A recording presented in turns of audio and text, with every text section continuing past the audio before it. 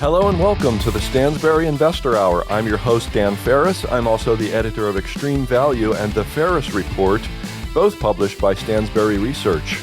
And I'm Corey McLaughlin, editor of the Stansberry Daily Digest. Today, Dan talks with our colleague Dave Lashmet, editor of Stansberry Venture Technology. For today's rant, consumers are piling up debt and they can't even pay it. And remember, you can email us at feedback@investorhour.com and tell us what's on your mind. That and more right now on the Stansberry Investor Hour.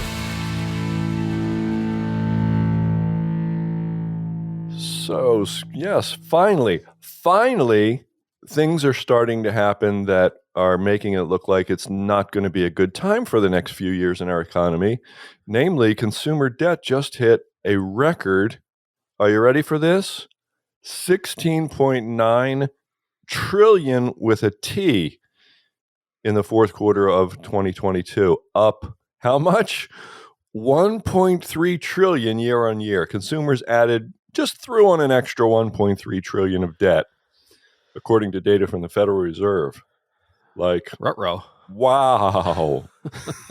Things are getting crazy now. Yeah, it's I guess we shouldn't be too surprised, but it's the numbers are getting up there. You know, every time, this is not a record you want to see keep happening. This is one record that you'd rather not see, or I would rather not see. Yeah, well, we get we've become inured to the news from the government's, debt balances. They just keep going up and up and up and up and up. And, Congress raises the ceiling and nobody cares because it's funny money. We're printing the money to pay it or whatever. But this is money people actually have to work for in order to pay this debt. And the biggest chunk in there, I noticed, was mortgage balances. So I don't know, people bought a lot more homes or they took on a lot more, variable rate debt and interest rates went up. But wow, just laid on an extra trill. Hey, Corey, you got an extra trill handy? I need to borrow an extra trillion. I mean, it's just such a massive amount of money. I can't even fathom it. I don't, and I don't know anybody who does either.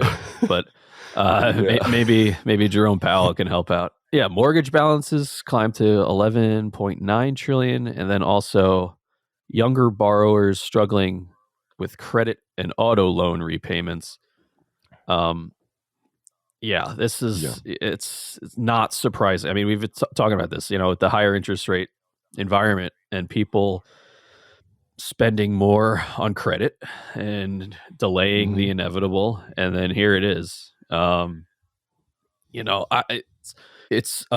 credit, it's fine in the short term, but then you get past a year or two and when these things add up and the interest payments add up, and especially if, and this goes for consumers and companies too, if interest rates stay higher for another year or two, and it comes time for these companies to refinance their debt, that's when you really get into trouble with the corporate defaults. And the same thing goes for individuals. I mean, this is going to be, we're talking about 2024 and 2025 as the real kind of, when shit really hits the fan. Although, Corey, we recently had a guest on, Michael Guyad, who said he's expecting some kind of a credit event this year. I thought of him immediately as soon as I read the story about the auto loans, which is in people with low credit scores were 30 or more days behind on payments at the end of the year.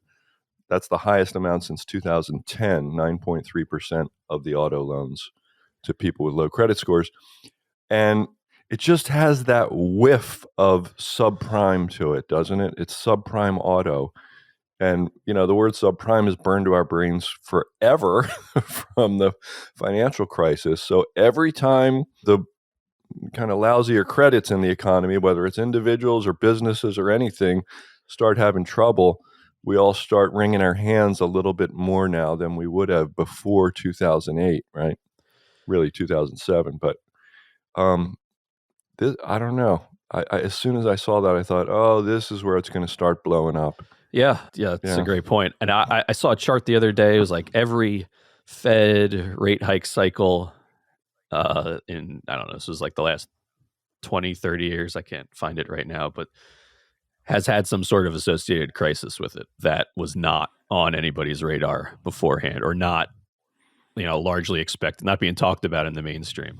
And so maybe something that cracks related to consumer debt is it. I mean, I think the conditions are obviously there. I mean, we don't know exactly what's going to happen, but I think they can't get through this record high inflation without some consequences, and this is, Right.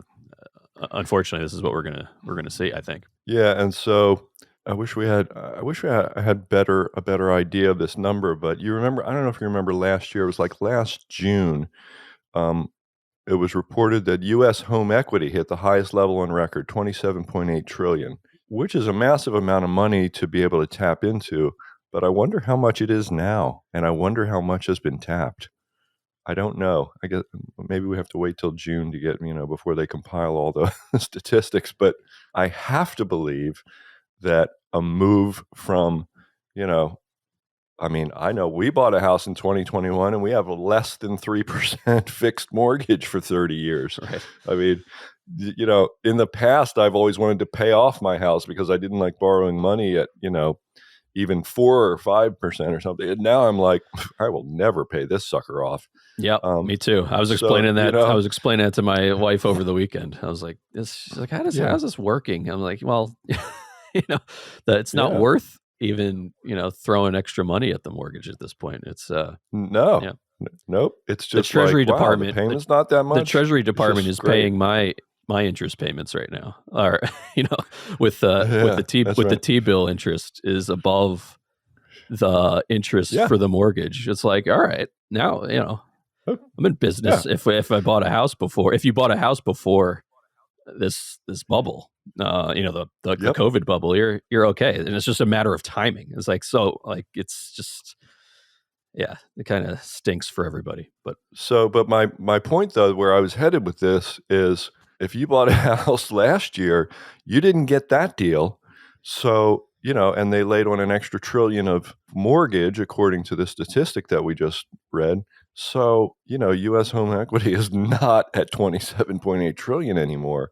And I wonder how much has been tapped. This is, there is, I can see, it's funny because Guyed, he said, I think there's a credit event coming, and he wasn't very specific. And I was like, well, where the hell is that going to come from? I don't think it's going to come from housing, because I knew about this statistic. And, here we are. Where, people are behind on auto loan payments all of a sudden, and they've laid on an extra trillion of higher interest rate debt. And we know, I've reported other things in the digest. Maybe you did too. I've been talking about, they've run down their savings balances. They had extra savings from COVID. They've run that down, and they've run up consumer debt, credit card debt. And that's, that's high interest debt. So, yeah. I can see, it's all coming together nicely for people who predict credit events, maybe, but not for not for anybody else. Right. Yeah. Credit troubles, the next credit crisis is coming together nicely. Yeah. I mean, it's easy to see, like, and then that snowballs into defaults from individuals. And it's, we're talking about car loans and like you're talking about subprime type loans, and it's messy. That doesn't sound good to me. So on top of that, we've got, and they mentioned this in the Wall Street Journal article about the auto loans. They started out saying, hey, we've got, just practically, it is like record low. I mean, a multi-decade low unemployment. But there's this little thing with people not paying their car loans. And then I was on Twitter, like maybe a couple hours later, looking around, and the guy showed a chart of like unemployment getting really, really low right before a recession. Right. That's like, that's exactly what happens. That happens every single time if you look back at it. That's the marker right before a recession is unemployment bottoms or hits a record low, and so it's it's getting lower unemployment, a little bit, but it's these layoffs. I mean, we talk about, I don't want to get too off track, but the layoffs, are adding up in the tech world still. And I just don't see. This is such, I hate saying, like, people say, "Oh, this is such a weird recession," but the layoffs are happening in certain areas, and Mm-hmm. we see this consumer debt. Obviously, people aren't, taking out, paying for things on credit cards because they necessarily want to. I mean, it's because they have to. And it's just it's so messy. The wages story, the inflation story, we're going to get into the debt part of the story. It's just, Mm-hmm. here we go. This is like the cycle happening literally before our eyes. It's and I think you're right. I don't think enough people are talking about it, or are thinking No, about it. there's nobody. Yeah, nobody's saying, "Hey, we're about to have a credit event," except for Michael Guyett. It's just like, not being. It's not in the headlines anywhere. Yeah. So, that's the way it goes. You're exactly right. Like every time, it's something comes from a place where people don't expect it to. And Well, we're I don't know. expecting it now. Yeah, we're So if expecting you're it now. So listening, you're maybe it won't expecting it happen. now too. Don't be surprised. Yeah, yeah. So it's funny too. Like, I mean, there's so many data points. Like, I'm not the guy who pulls in a million economic data points because it gets overwhelming, and I have to believe most of it is noise. But But there's but always a but. all yeah, but manufacturing numbers are down. Like manufacturing is basically in a recession if you trust these like PMI data, if that's meaningful to you, and it's really meaningful to a lot of people. A lot of people think PMI just feeds right into GDP and that's the way it goes. I mean, that's below 50, and that's below 50 is bad. Below 50 is like, I don't know if it's recession, but it's bad. It's contractions. Yeah, it's a definite It's in a indicator contraction at the very yeah. least. Yeah. If we do get to a recession, it will actually this year, it will certainly be like one of the most widely predicted, which is weird. Mostly these things tend to surprise people. This one won't if it happens this year. And people like myself are looking at unemployment and thinking, well, unemployment, they added 500,000 jobs. And now I look at these other things and start thinking about Guyed's credit event prediction. And I'm like, okay, well, maybe this is like the blow off unemployment, bottom, like a top, before the big, crash or something. I will certainly be surprised if that is the case.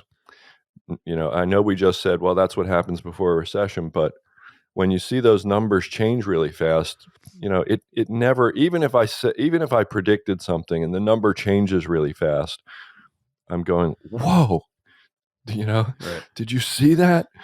I always say prepare, but emotionally, are you ever prepared? Right? No, I mean, you could only prepare.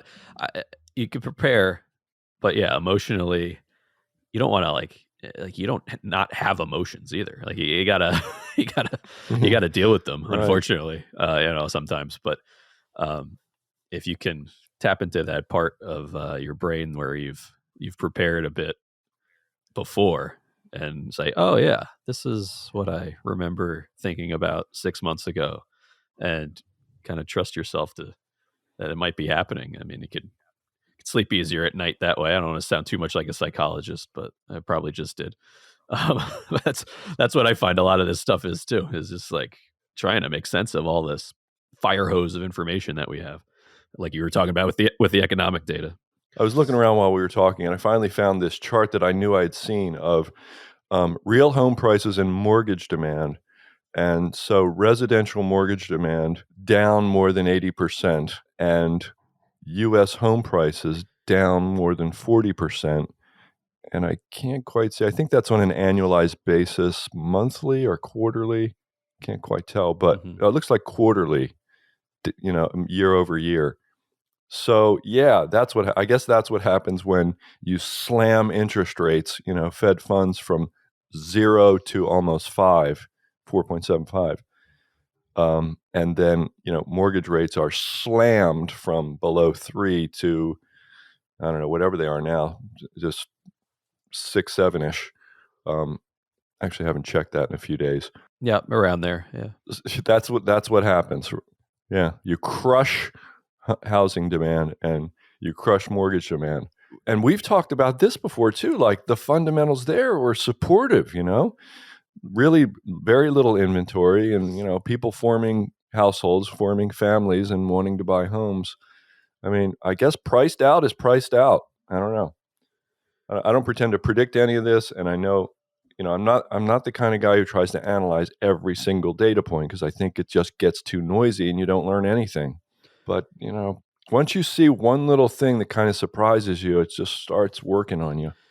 Yeah. And in the spirit of finding what we were talking about before, I just found this chart that I was talking about before about how Fed tightening cycles always break something. It's from the Bank of America latest report. Yeah, and we could go back to 1, 2, 3, 4, 5, 6, 7, 8, 9, 10, 11, 12 times in the last since 1927. It's got events associated with Fed tightening cycles from the crash in 29 to a crash in 87, savings and loan, and long-term capital management in 98, the tech bubble in 2000, subprime in 07. So, it's just, right. It's, do you know something like that's going to have, there's also been, smaller peaks where things that haven't happened, but you would think, hey, the conditions are certainly in place to pay attention. They are. And I was saying in the Ferris report, little free sneak peek of the Ferris report in the next issue, which comes out just in a couple of days here. I was saying how, like, the Fed is reactive. So they tend to keep moving in one direction until they break something big. And I was looking back to 1980, and I didn't know this. I knew they had taken the Fed funds rate up to 20%, but he did it 4 times. It was up to 20% and then back down. Then they slammed it back down. Then back to 20%. Oh, then back down. I think it was like they backed it off into the mid-teens or something and slammed it back up to 20% 4 times before they were satisfied that they had just broken the economy. And so I'm trying to think through what a rational expectation is here. And what they do is they pursue the status quo. Because actually, we say Arthur Burns didn't do it right, but he did cause a recession. He did cause a recession from November 73 to March 75. So he was like, hey, I broke something. It worked. And interest rates, they took it back down. Right. So there was, we talk about the inflationary 70s, but it was punctuated by a recession. So, there's no, we have no reason to believe that the same thing isn't going to happen. The status quo now is hiking and the status quo is beating inflation. So what's going to happen? Well, it looks like they're backing off on the rate hikes, right? They went from 75 to 50 to 25 now. But no, I'm convinced that even if they go flat and don't hike at all for a quarter or two, for a month or two, a meeting or two, whatever, you're going to see it. It's going to be changing the status quo only under duress, basically. Yeah, something I've thought about too. Like when's Jerome Powell, he said he's wanted to be the cool kid in school and fight inflation for up until this point. Mm-hmm. Now what? Now is really now's the what is it, the prom king voting contest here. We got right. They don't want the Fed. All they keep saying is we know the past. We don't want to repeat the 80s. Well, then that means that they will not be cutting interest rates for sure. They talk about pausing for first. Right. So you do that and then see what happens. But right. It's now that's one thing that maybe we differ on. I think you could actually see a cut because I was just looking at the history, and when the bias over the past, certainly at least 20, 25 years has been, I mean, interest rates have been falling basically since that moment in 1981. Really was the last time they slammed it up to 20%. Mhm. So um, a long, strong bias toward easing, toward accommodative policy. And now we believe that they've changed the status quo, but they were there in 2018 too, and they were, oh, whoa, the market's down 20%. We broke something. We got to Right. we got to fix Right. this. Right. Right. Their threshold has risen, obviously. So, but I think you could see that. And my conclusion from looking at the history is they're totally reactive and have no idea what they're doing. They're just blind, and they're throwing darts at a wall, and the wall has a few balloons taped to it, and they're just throwing them until they hit a balloon, and they haven't hit a balloon yet. And when they hear that pop, they're, oh, okay, hey, Spy what balloon? do I Or are win? they going for the spy Yeah. balloon or what? Or what? Yeah, I that's right, balloons. I think Yeah. no, I actually agree with you. I think they could cut, which is what I was like, if should they though? And so it's Yeah. it's like, do they Who they get knows? to a point where say there's a debt crisis or a debt crisis event, it's hard to think that they'll keep raising rates in that sort of situation. Yeah. And so this is why I guess at the end of the day, this is why you cannot fully manipulate a giant economy Yeah. and That's get, I mean, you're always playing catch up to something that comes up, or trying to predict something that you have no idea about. Like they thought supply chains, they completely misread the supply chain crisis, disruptions around the world. I mean, and how do you do that? I mean, it's it's you're sitting here in your house and you're like, where's my stuff? I mean, you could kind of figure out where like something's not right here. And so my point is, you can't. They're trying to, like you said, they're throwing darts and hoping to get somewhere. We're hoping for a soft landing, or like or hitting a spy balloon with a dart. right. I'll give you another sneak peek at the Ferris report. Electricity bills in Japan. Speaking of people who are stressed out, speaking of consumers who are stressed out and having trouble paying bills, which is why I thought of this, they're having trouble paying their electricity bills as a result of the Ukraine war and the fact that they shut down all their nuclear plants back in 2011. And some people, they have restarted some nuclear plants. So some people, where it's all fossil fuels and the economy is 90% fossil fuels now. It's all imported, right? It's an island with no natural resources. It's really a rough situation. Third largest economy in the world. And it's just a unique situation. And so folks in one region where it's all fossil fuels, they're paying 70% more than folks in another region where they are near a restarted nuke plant. It's like, and I mean, that's like, they don't really riot in the streets in Japan. That's a French thing. That's not a Japan thing. But they might. They might. Yeah. I mean, it's crazy. And it's directly, a result of the Ukraine war, which is a roundabout way of sort of bringing in our guest, because we started talking about consumer debt, and now we're talking about the Ukraine war, and I'm being reminded of consumers stressed all over the world. There is a tie-in here with our guest today, Dave Lashmet, and he's got a few things to say about the Ukraine war, which I'm going to let him say. I won't give you a hint about that, but he's my old friend. He and I have been around Stansberry for longer than just about anybody, and we've seen a lot and done a lot together, and I'm just looking forward to talking to him. So why don't we just do that? Let's just do that right now. Let's talk with Dave Lashmet. Many mainstream analysts are predicting that stocks will recover soon. But I say we'll instead witness a cash frenzy unlike we've experienced in 21 years before stocks recover. And I'm urging Americans not to buy a single stock until they see it. I predicted the Lehman Brothers crash in 2008, and I called the top of the NASDAQ in 2021. But this is the number one most important thing to pay attention to for 2023. And I'm not talking about another market crash or politics or inflation or any of these other things. As all this unfolds, the financial consequences of what I'm talking about could last for several decades if you don't understand what's happening. There will be winners and losers, and now is the time to decide which one you'll be. This is why I strongly encourage you to read about my warning totally free today. It's all spelled out in a free report we've put together. Get the facts yourself. Go to www.stockdeadzone.com to get your free copy of this report. You can learn how to get my 4 steps to prepare for what's coming. Again, that's www.stockdeadzone for a free copy of this new report.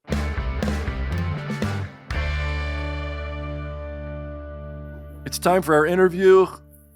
I always look forward to talking with my friend Dave Lashmet. He is one of the most well-informed investors that I've ever met in my life, and just an all-around good guy. He's my neighbor right up the road in the Pacific Northwest. Dave, welcome back to the show once again. Thanks, Dan. So I always like it when guests reach out to me, guests who I've had on before and really like a lot, reach out to me. This has happened a couple times recently, because I'm like, wow, we already know we like this person and they have something new on their mind. And that's pretty much where we are today. So my co-host Corey McLaughlin and I are going to pepper you with questions and beg you for insights about really what you explained to me before we hit the record button was a really simple idea. But of course, Dave, nothing is totally simple to you. You go into quite a bit of deep detail in all of your investment recommendations are deep dives. So give us like the simple thesis that you gave me, and then we'll start on a classic Dave Lashmet deep dive. Okay. So the simple thesis is that we don't know what 2023 will be like for investors, if it'll be a bear, a bull, or a sideways market. But what we do know is that the best way to play defense in 2023 is going to be to buy defense stocks. And I can explain why. All right.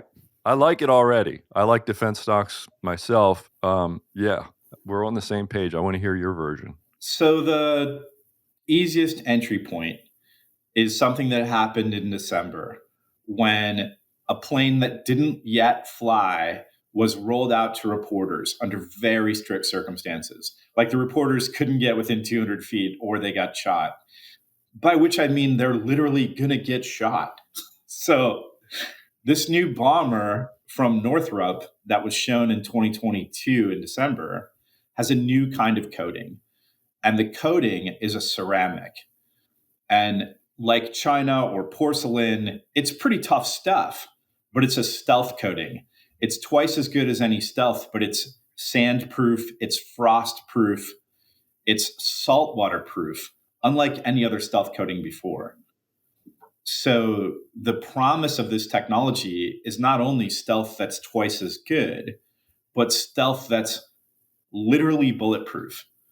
And it's going to change the way that all aircraft are built in the next few years through the 2050s. So it's literally a top secret military technology, but one company owns it. And they don't just own the patents, they built a ginormous automotive spray paint machine to spray paint the new jets with ceramic. And this kind of technology lockup is a monopoly. And other US and NATO and Japanese stealth aircraft might end up with this coating, but they're all going to pay Northrop because it's Northrop's.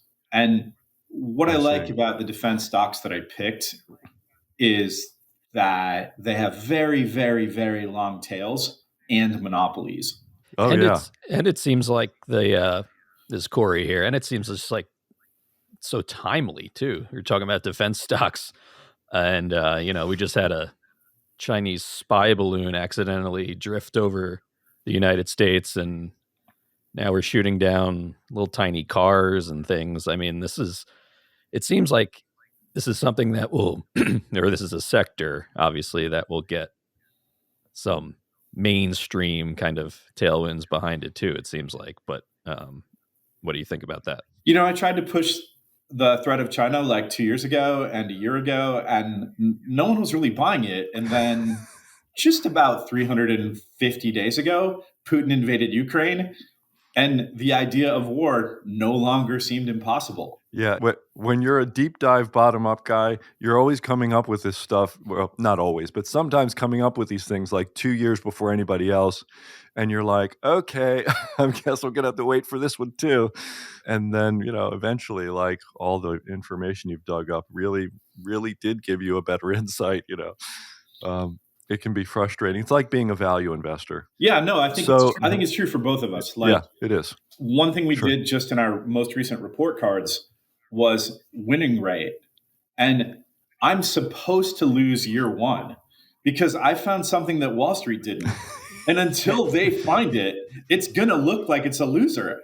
And then over time, Yep. like my 1 year performance, at least on win rate, always looks like bogus. And over time, it looks better and better and better. It's like, right, because I figured it out first. Yeah. It's like, what's the difference between, being wrong and being early? And you learn to appreciate that in our business, and as do our readers. So I was going to say a moment ago, you gave us Northrop. I mean, that sounds like a great one, of course. But I realize you've got other defense picks. You're not going to give them all to us. But is there, we've heard about this one technology that is very, very cool. Is there an overall thesis besides, defense stocks are great defense plays, oddly enough? Is there anything that ties all these together, or are they all like technology oriented, very specific technology oriented type picks? So each is different, let's say. I think it's both. When you look at the patents in a drug, Okay. there's 2 or 3 patents. There's what the drug does, how you made it, and now there's a new class of patent called what dose do you use in people to be effective. And there's only 3 patents that surround any drug, even if it's $100 billion franchise, it's built on 3 patents. If you look at a cell phone, there's something like 300,000 patents in a cell phone. Well, if you want to build a bunch of systems that all talk to each other so that the jets can talk to the fighters, can talk to bombers, which can talk to satellites, well, there's tons of interaction that has to happen. So these companies often end up interacting that I cover. So in that sense, they're connected. But really, my secret decoder ring is epic scale programs that have a 25-year run rate that are brand new today or just emerging. And the advantage of that is exactly what I do on pick drug stocks. I pick drug stocks when they've been tested in a few people and they work and they don't have side effects. So they don't yet have total statistical efficacy to 2 decimal points, which they'll get in their final trials.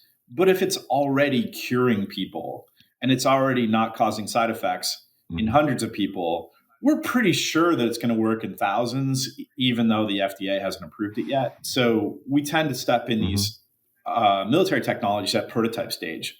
If a prototype flies, or in the case of a submarine, sinks and comes back up, right? Like, we're reasonably assured that it's going to do that again. And it's this testing phase moment that's very valuable because it hasn't yet booked the order. So it's all invisible backlog. And the way that fiscal years work for governments, all NATO governments and Japan, they're 1-year budgets. Like, there's been a tweak in the US military budget so that they can order an aircraft carrier. Why? Because you can't build an aircraft carrier in 12 months. It takes more than 12 months to build an aircraft carrier. And half an aircraft carrier does not help you. Like, what are you going to do with half an aircraft carrier? Right. Nothing. It would sink on its own. It doesn't have a flight deck, right? So there's a few exceptions where there's sort of like US mega projects that have more than 1-year budget. But largely, if the Air Force wants to buy 2,000 planes, it's going to buy 200 at once. But it will buy 2,000. It'll only buy 200 at once. And so the only thing that hits backlog is an order for 200 planes. So the way that Wall Street computes things, which is the way that SEC computes things, it has a fixed backlog and anything else is pure vapor. But that's just not true for highly successful much needed aircraft. And there's been some bombers that we started to buy and then stopped. Totally true. Budget cuts. But right now, with Ukraine and China flying balloons overhead, we're not going to get to a point where we suddenly claim a peace dividend. It's probably not going to happen in the next 5 years. Gotcha. All right. So I guess what I really want to do, I know you can't give away the rest of the picks, but I just really want to know something about them. Like I want to get excited about them because the thing you told me about Northrop is like, oh man, where is that stock today? I just really need to buy it right away. I mean, is there anything else in there that is like that juicy? Well, what's funny is Simply we put. made a list in December about what we liked for 2023, and one of them already got bought out. So I can tell you about that because it already got bought out.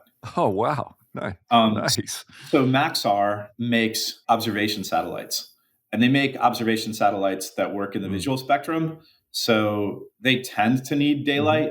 They also tend to not like clouds very much.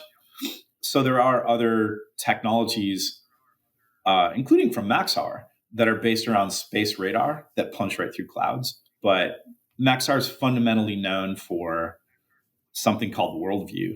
And we see a lot of these images on the Ukrainian border, right? Like the images that showed Russian tanks massed on the Ukrainian border was a Maxar image, a satellite image that's commercially available, not just spooky level.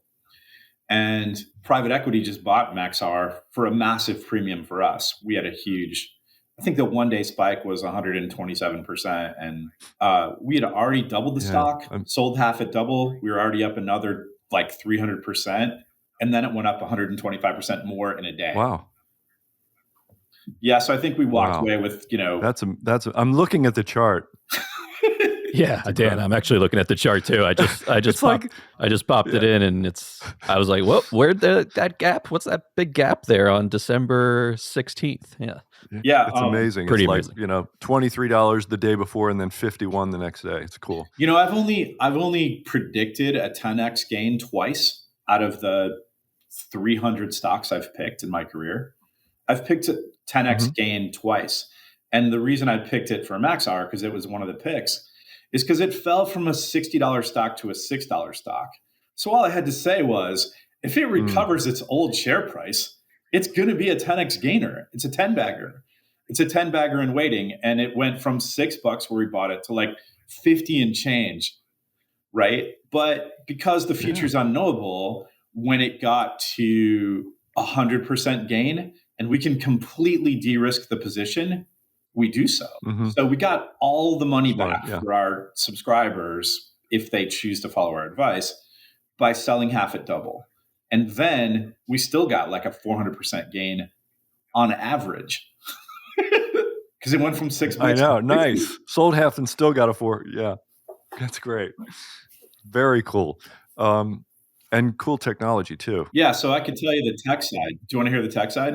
Oh, okay. Yeah. There's a really cool blogger who used to cover financial stuff, but he's a former Air Force officer. And then the Ukraine war broke out. His name's Jake Bro. And Jake used some Maxar images a couple of days ago in his podcast about Ukraine. And it showed Ukrainian territory occupied by the Ukrainian military, which was completely pockmarked and brown. And the reason these images come out is because Ukraine just had new snow. So if a bomb falls, it's going to go through the snow and spew up a bunch of dirt. Okay. This diagram of this small Ukrainian village looked like 7 drunk people playing darts. Like there was pockmarks all over the place and with no particular order. You couldn't tell that there was a target. It was more or less, they sort of lob things. The Russians sort of lob things in the general direction of where they think there might be Ukrainians. There's also pictures of farmers' fields with a pockmark everywhere. And it's like, right, but there was no position in that field. You're just wasting artillery shells because you have no accuracy at all. Yeah. And then the other Maxar image that Jake Bro showed a roadway that the Russians were using to try to get to Ukrainian territory. And that roadway was essentially painted on the map by shells that only hit the road and didn't hit the snow. Like the Ukrainians have such accuracy that they're only hitting the road when the Russians are on it. And the next step that they're about to get is to only hit the tank on the road. So they're going to go Wow. from about, 50 feet of accuracy with a shell with a 150-foot blast radius, which technically is good enough, Mm-hmm. to a shell Mhm. with 5 feet of accuracy. So the US military reports about this tech. The artillery guys in the Army, they reported back to the general contractor or the military contractor, we don't miss anymore. Like, what do you mean by that? It's like, yeah, we don't miss. we don't miss. So the next Wow. future tranche of equipment that's going to Ukraine's running out of shells on the Ukrainian side about what they can fire. And they're using Mm. shells faster than the rate that we can build them, or faster than replacement rate. So it's Mm. wiping out stores, not only in the US and all of NATO, but also in South Korea. Like, we're just sending pallets of shells and they're firing them because they're kind of missing. They're not Mm. direct hits. But we're saying in the next tranche that we're going to give them a way to spare shells. Well, how do you spare shells? You make them even more accurate. So in the front of a 155 millimeter shell is a fuse about the size of your guys' microphones. Okay. More or less that size. Northrop Mm-hmm. makes a GPS fuse for a 155 millimeter shell that you can fire out of a cannon from 20 miles away that will land on the spot that you choose. Right. That is very cool. So we don't have to Wow. make more So, shells because the shells, they won't miss. It's like if you have a little drone, almost handheld drones that have a laser rangefinder and a GPS chip. mhm. So they're basically a flying version of what you use in golf and the GPS chip that we make by the billions for smartphones. If you put that Oh, in a drone, these are commercially available for about $14,000. You can find out where your drone is and then the distance and direction to a Russian tank, and then hit that Russian tank with artillery from 20 miles away. wow. Yeah, this See? is, what this reminds me of. I mean, when this war start, I mean, this is, and then Dave, your knowledge here this is stuff that we're lucky to hear all the time. Just, like you mentioned in healthcare with the patents and, defense, same thing. But this reminds me of, like, at the beginning of this war, the Russia-Ukraine war, I was like, are we really fighting a tank war still here in 2022, 2023 now? And what you're saying is like, I think people underestimate the amount of technology that the U.S. military complex has. I think we understand it a little bit, or most people understand it a little bit, but the stuff you're talking about, like, and we just shot down a size of a car floating through the sky, like Mhm. limiting the damage so it lands like in the right spot, so nobody gets hurt on the ground, like 20,000 feet in the air. It's pretty remarkable. And I don't know. This is just I think, reflective of the kind of stuff, the opportunities and the companies that you're talking about, and that I assume you're talking about more with subscribers. There's so much here that just people don't know about. Right. It's like you think of defense stocks. Oh, yeah, they make planes and tanks and bombs and stuff. Might be a little more to it. And you got to talk to Dave to find out. But you've prepared a whole presentation for this that we want to tell everybody about. And they can go to messagefromdave.com to check it out. Are we going to get is there lots of like sexy technology stuff in there? Or do we have to subscribe to the newsletter to get all that? I don't think it's a very tech heavy pitch. It kind of includes stories like these, right? Mm-hmm. We don't give our research away for free because it's expensive to generate. So I just we're going to add this brand new pick to the report that we send. I mean, although I first wrote about this stuff in December, we wrote about it 2 weeks ago. And I just toured a military grade chip maker. And, I had to fly to the cold and the snow and get a 4-wheel truck to go do this stuff. And that was not free. And so we don't give it away because it's valuable. It's valuable to investors, but it also had a cost. You get what you pay for. Yeah. So that's how we plan. Right. That's fair. Absolutely fair. But if I go to messagefromdave.com and I like what I'm hearing and I sign up for your newsletter, then I will be directed straight to a report of some kind that will have the sexy technology stuff in it, right? Exactly. Okay. See, that's what you get from Dave Lashmet. It's hot and sexy technology stuff. It's tech porn, right? It's like when Dave starts talking about this stuff, it's like, I can't stop listening. I want another story. Tell me another sexy hot tech story now. But as he says, we don't give them away for free. So I kind of want to know about you driving a truck through the snow to a chip factory. I know. That sounds interesting too. Yeah, it was cool. We sort of underplayed it. I remember you talking, this was probably a year or two ago, about just the next generation of like military helicopters. And where is that at right now? Like, as far as, I don't know if this plays into it at all or it doesn't, which is fine. But I remember that being sort of a big deal that you were looking at. Yeah, that's a bit of an interesting story. So there's two kinds of helicopters that are being replaced. One's a little observation helicopter, and one's a bigger, what's called a medium helicopter. And the tech I like is probably going to win the small one, but the light helicopter. But at least so far, it hasn't won the medium helicopter, but it's under protest. Contract's under protest, and it's still really early. I think that the tech we identified is pretty awesome, and I think that we'll see it in the US and Netherlands and UK repertoire soon. And then at some point it can try to defend us. But yeah, that's in the report, so I'm not going to tell you. Okay, cool.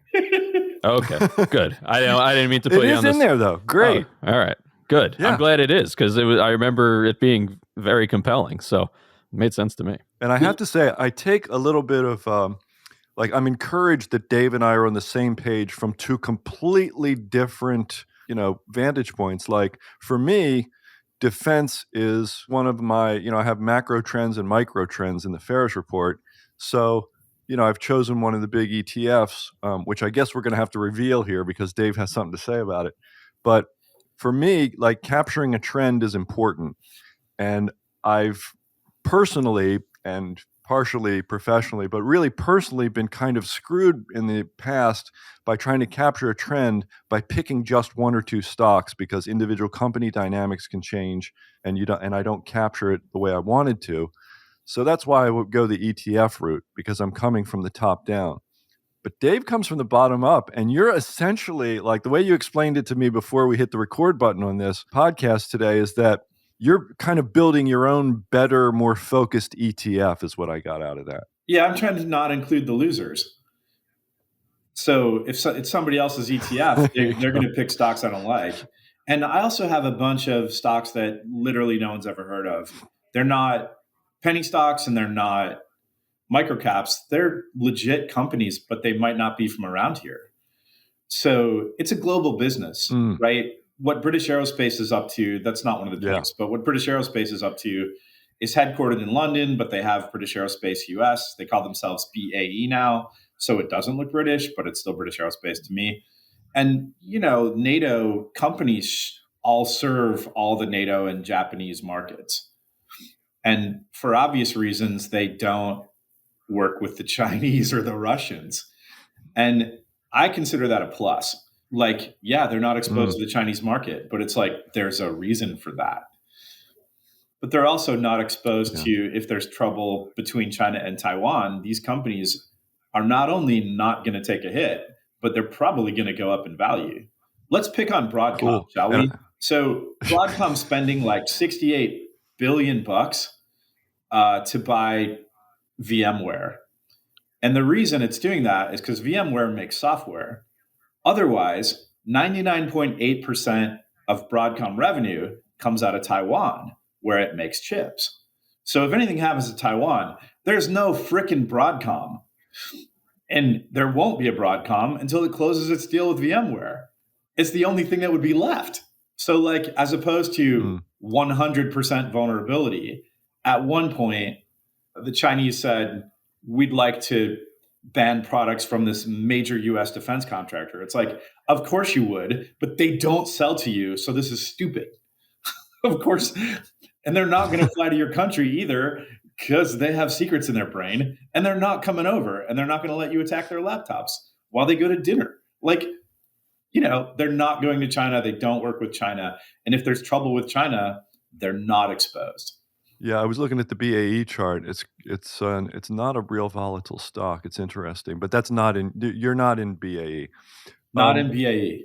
And, So you're built. Go ahead. Well, I was going to talk about your fund, but you can start and then I'll say what I don't like in there. No, go ahead. Just tell us. I mean, like I said, I want to capture trends. Like somebody else called me out the other day. A reader wrote in and said, you recommended this particular fund. I don't want to name any of it because I don't, we, like you say, we don't give this stuff away for free. But he said, it's got meme stocks in it. And I was like, well, I'm capturing a trend. And the stock he was talking about was like 0.6% of the fund. It was like nothing, right?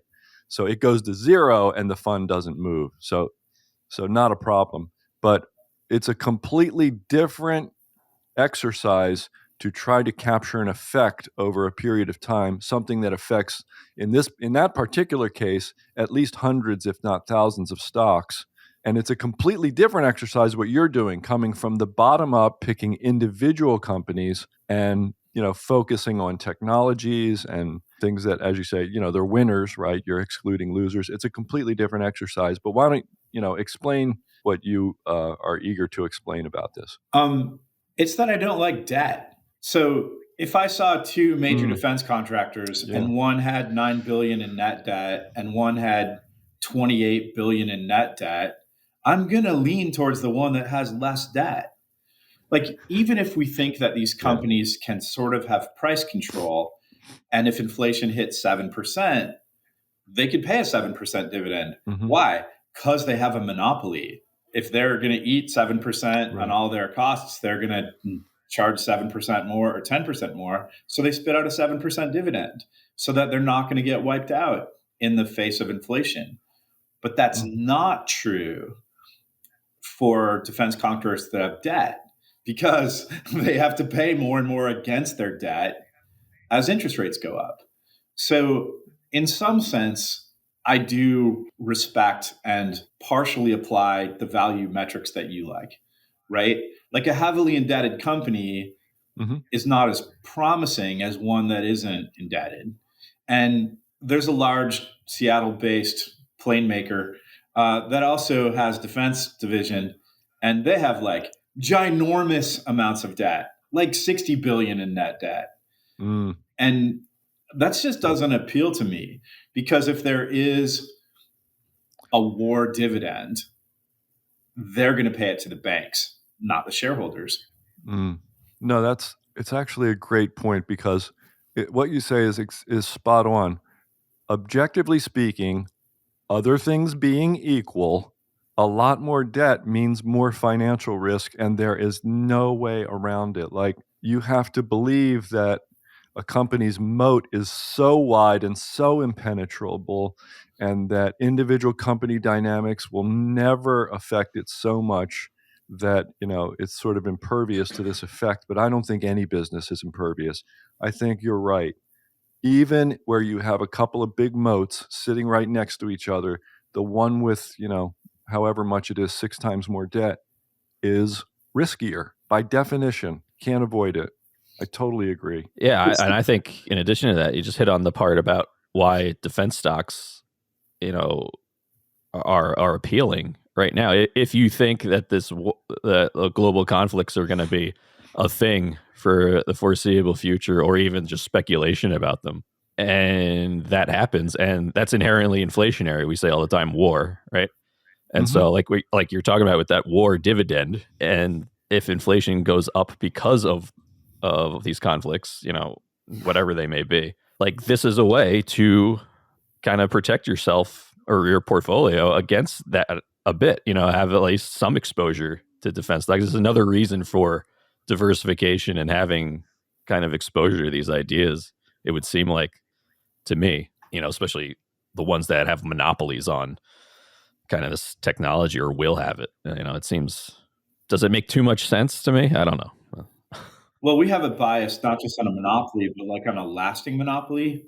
So I've always liked hardware better than software in tech plays, We have some software plays in my model portfolio, but largely I'm better at understanding hardware. I know that hardware doesn't do much without software, but still, I have a sort of bias towards manufacturability rather than press, step, and repeat because you got another software as a system order. I think I can bring things to the manufacturability equation that other analysts can't bring by going to fabs and looking at how they build things and who made the tools and what their output is, because there's strict limits. So you can only build to the rate that your assembly line will let you build. That's your max, right? And then you can do computations about, well, how much can they produce and at what price, and that lets you see their baseline profitability. But what I like about these stocks is how long the orders will go. So we're going to replace the B-52. Why? Because it's 75 years old. So, we can kick it around, but I mean, at some point, there's nothing left for your can to kick. So you have to replace the B-52. So Northrop's current order for B-21s, it's going to play out through 2040. Find another stock that you know is going to have steady revenue on a single major program through 2040. If you find it, buy it, right? I mean, how many people have a 17-year investment horizon locked in? Right, without being exposed to something like, commodity prices, metals prices. Those are long-term projects, but, God help you navigating that, they say we can mine this thing for 40 years, Okay, just tell me what the commodity price is going to do for all 40 of them, and I'm in all day long. But price is not an issue here. So it really is quite wonderful what you're describing. I've told Corey this, I think, and I don't know if you know this, Dan, but defense contractors have a special deal with the SEC. They do not report their R&D budgets. So for Wall Street, this is a black box. Like, they literally do not have an R&D budget. They have a profit line, but they don't have an R&D budget. So it's impossible to see what they're up to by looking at the SEC filings. So I think that plays into what I can do with my team, outside experts, inside experts, and sort of look at what they're up to technologically and with their hardware in a way that Wall Street literally cannot track, because there's no evidence here. It's an empty set. You know how every SEC filing says mining risk, and unless it's a mining company, they say we have no risk of a mine accident because we don't have any mines, right? Well, the R&D budget's gone. And these defense contractors, there's no R&D budget. It's just poof. It's like, so they magically produce profit, and that looks what it looks like. But it's not that. It's that we don't want our enemies to know what we're spending on R&D. Right. And I'm going to guess, Dave, that when you're, out in the snow riding some sort of a exposed vehicle to get somewhere, whatever it is you were doing that you were describing earlier, that you're not like running into another Wall Street analyst every 100 yards. I don't think I've seen a Wall Street analyst in my travels. COVID might have been a part of this story, but we really like this diet pill, which you may have heard of because we've written about it a lot. And now it's on every single news channel. Yep. But I saw it in Paris in 2019. In Paris in 2019, I learned about this drug. And I can assure you that there was no one in Wall Street garb was anywhere near me. They just don't track things the same way. But in the case of these defense contracts and these defense stocks, they can't track it because there's no R&D budget. They never see what's coming. Very cool. All right. So I think it might be time for my final question. But one more time, I just wanted to tell you that if you love the insights that Dave has to offer, and if you're as interested in buying these stocks as I am right now, which is go to messagefromdave.com. Watch the presentation, listen to everything he says. And, if you're as thrilled about it as I am, you'll sign up for the newsletter and he'll give you the report that's got all this awesome stuff in it. But Dave, my final question, which I don't know, what's this, the third or fourth time that you'll be answering it? If you could leave our listeners with a single thought today, in addition to, message from Dave.com. What might it be? The message is that when Putin rolls tanks to one border, if he was successful, he would move on to another border. So even if the conflict in Ukraine ends quickly under any sort of terms, there's no way that Europe is not going to rearm. Under every scenario, Europe is not going to claim a peace dividend. They're going to start buying gear. And it's not going to stop. I mean, it's going to take them a long time just to gear up their budgets. And then they're going to have to play out against the build cost of these major systems. They have to get in line and wait until they can get gear. So based on what's happening today, through 2030, there's going to be hard orders from countries that didn't used to put in orders. And that's going to buoy up these stocks for at least 7 years. Sounds good to me. Good answer. Again, right on the same page. So thanks for being here, Dave. Always a pleasure, man. Yeah, it's Thanks, Dave. We should meet in other than small postage stamp sizes of ourselves. Like I can see you're here, right? But it was fun to see you at Alliance, and I get to see Corey more often because I don't compete with him like I compete with you. So he's a neutral arbiter. Yes, I'm fortunate to not compete with anybody, and hopefully. That's right. Corey's smarter than all of us. Yes. Don't compete. Yeah. Well, Well, he's gotta have some competitive muscle in you, but it's more like the octopus head. He gets to watch all the tentacles and figure out which way to go next. Exactly. Yeah.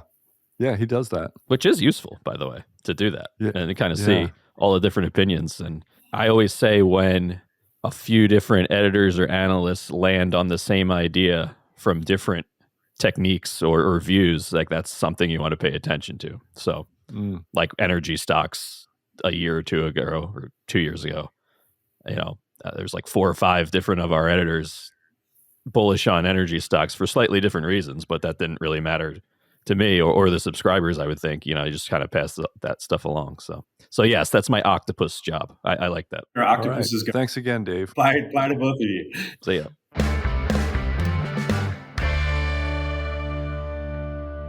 The man who called the 2008 and 2020 crashes has a new prediction. Joel Littman's work has been followed by the top 10 money managers in the world and more than half of the top 300 money managers.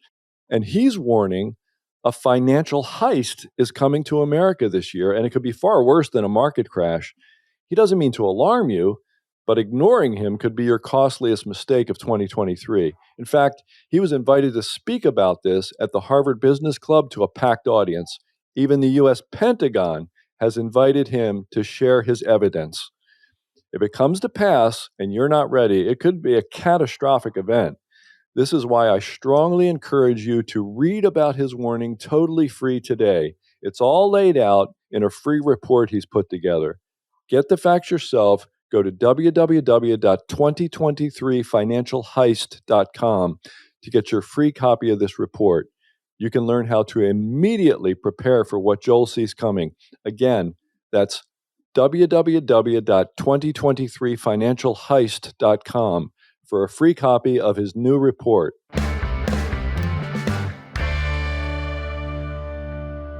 Always a pleasure to talk with Dave Lashmet. I've known the guy for decades, and he's been that way the whole time. Okay. He's been that, just smart and inquisitive and energetic about technologies in all kinds of different areas the whole time I've known him.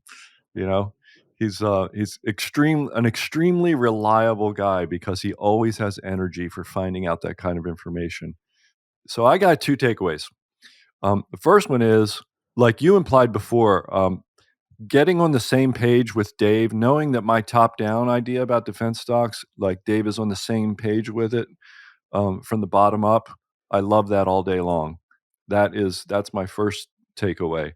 The second one is, we sort of mentioned this too during the interview, which is that when you think of defense stocks, it's like, tanks and bombs and guns and stuff.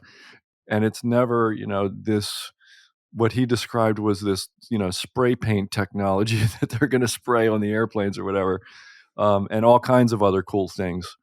You forget, like, I mean, I guess the internet started as a, the defense as a DARPA thing. It's Yeah. a lot of technology, and in war over time, this has always been the case, right? Wars and pandemics and all kinds of things bring out the, let's create new technology. They strengthen the let's create new technology muscle in human beings. So that's all I got. What do you think?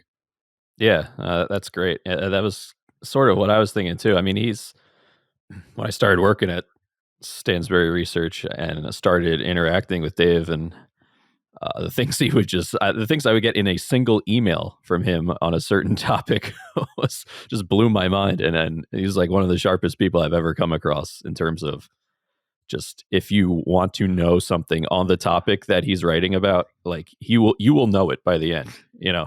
You will have a good understanding of why this thing is important. So that's one thing. And then, the technology, we forget the military industrial complex, how big it is. And also, the sort of special place it has, in our economy, like Dave was mentioning they don't have certain things reported in their SEC filings. That doesn't mean they're not happening. That means they are happening. Right. And so it's just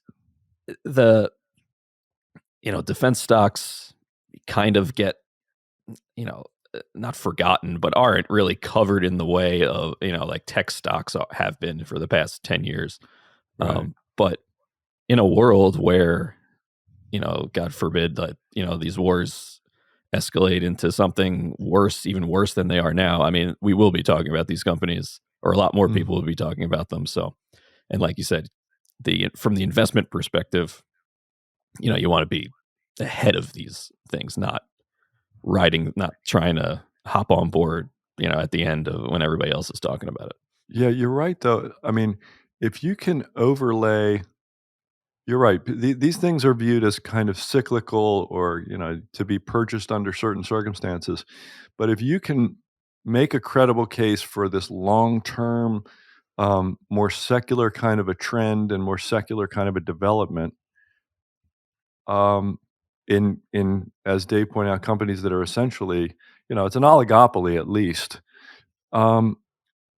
You can really make some money, but it just, not to put so fine a point on it. Really, really a cool idea, defense, I think. And you might feel like you missed it, but I don't think you missed anything. I think, Dave's right. Peace dividends are gone. Forget about that. They're going to spend money on defense, like a lot of it for a long time, starting right now. All right. Well, that's another interview, and that's another episode of the Stansberry Investor Hour. I hope you enjoyed it as much as we did. We do provide a transcript for every episode. Just go to www.investorhour.com, click on the episode you want, scroll all the way down, click on the word transcript, and enjoy. If you like the episode and know anybody else who might like it, tell them to check it out on their podcast app or at investorhour.com. Do us a favor, too. Subscribe to the show on iTunes, Google Play, or wherever you listen to podcasts. And while you're there, help us grow with a rate and a review. Follow us on Facebook and Instagram. Our handle is @InvestorHour. On Twitter, our handle is @investor_hour. Have a guest you want us to interview? Drop us a note at feedback@investorhour.com or call the listener feedback line, 800-381-2357. Tell us what's on your mind and hear your voice on the show.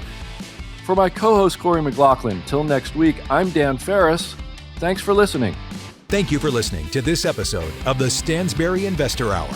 To access today's notes and receive notice of upcoming episodes, go to investorhour.com and enter your email. Have a question for Dan? Send him an email, feedback@investorhour.com. This broadcast is for entertainment purposes only and should not be considered personalized investment advice. Trading stocks and all other financial instruments involves risk. You should not make any investment decision based solely on what you hear. Stansberry Investor Hour is produced by Stansberry Research and is copyrighted by the Stansberry Radio Network. Opinions expressed on this program are solely those of the contributor and do not necessarily reflect the opinions of Stansberry Research, its parent company, or affiliates. You should not treat any opinion expressed on this program as a specific inducement to make a particular investment or follow a particular strategy, but only as an expression of opinion. Neither Stansberry Research nor its parent company or affiliates warrant the completeness or accuracy of the information expressed on this program, and it should not be relied upon as such. Stansberry Research, its affiliates, and subsidiaries are not under any obligation to update or correct any information provided on the program. The statements and opinions expressed on this program are subject to change without notice. No part of the contributor's compensation from Stansberry Research is related to the specific opinions they express. Past performance is not indicative of future results. Stansberry Research does not guarantee any specific outcome or profit. You should be aware of the real risk of loss in following any strategy or investment discussed on this program. Strategies or investments discussed may fluctuate in price or value. Investors may get back less than invested. Investments or strategies mentioned on this program may not be suitable for you. This material does not take into account your particular investment objectives, financial situation, or needs, and is not intended as a recommendation that is appropriate for you. You must make an independent decision regarding investments or strategies mentioned on this program. Before acting on information on the program, you should consider whether it is suitable for your particular circumstances and strongly consider seeking advice from your own financial or investment advisor.